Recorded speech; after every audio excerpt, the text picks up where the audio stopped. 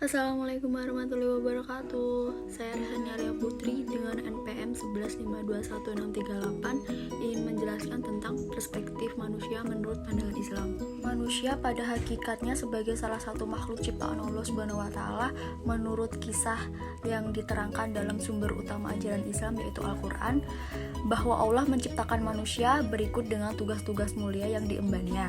Islam menjelaskan bahwa Allah Subhanahu wa taala menciptakan manusia berasal dari tanah, kemudian menjadi nutfah, alaqah, dan mudghah, sehingga akhirnya menjadi makhluk yang sempurna dan memiliki berbagai kemampuan. Allah Subhanahu wa taala menciptakan manusia itu sebaik-baiknya cipta dan menundukkan alam semesta beserta isinya agar manusia dapat memelihara dan mengelola serta melestarikan kelangsungan hidup di alam semesta. Definisi manusia menurut pandangan Islam. Dalam Al-Quran dijelaskan bahwa manusia berasal dari saripati tanah. Berikut adalah firman Allah yang menyatakan tentang hal itu. A'udzubillahi minasyaitonirrajim. Bismillahirrahmanirrahim. Walaqad khalaqnal insana min sulalatin min tin. Summa ja'alnahu nutfatan fi qararin makin.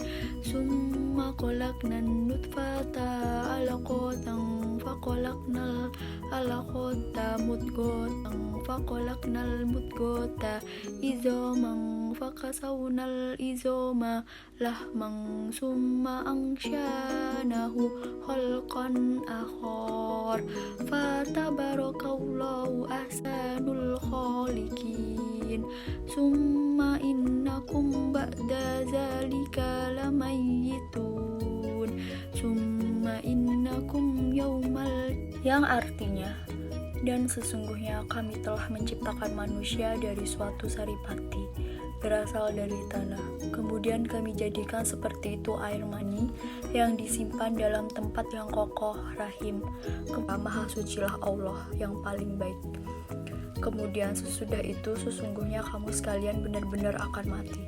Kemudian sesungguhnya kamu sekalian akan dibangkitkan dari kuburmu di hari kiamat. Konsepsi Islam, manusia memiliki dua unsur, yaitu dimensi materi atau jasad dan dimensi imaterial yang meliputi ruh, jiwa, dan akal. Unsur jasad akan hancur dengan kematian, sedangkan unsur jiwa akan tetap bangkit kembali pada hari kiamat. Yang pertama, manusia sebagai khalifah Allah di muka bumi. Khalifah di sini maksudnya menjadi penguasa untuk mengatur dan mengendalikan segala isinya. Manusia sebagai khalifah Allah di muka bumi. Khalifah di sini maksudnya menjadi penguasa untuk mengatur dan mengendalikan segala isinya. Dan yang kedua adalah manusia sebagai warasatul anbiya.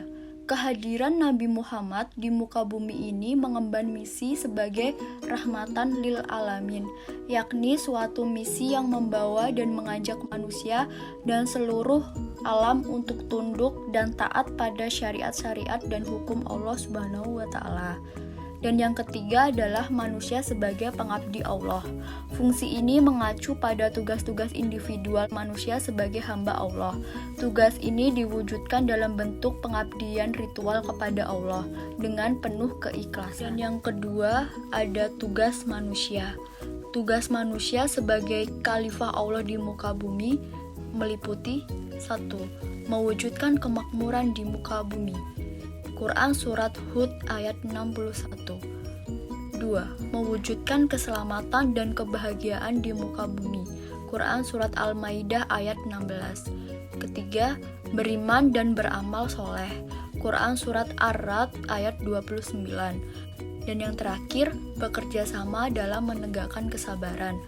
Quran Surat Al-Asr ayat 1-3.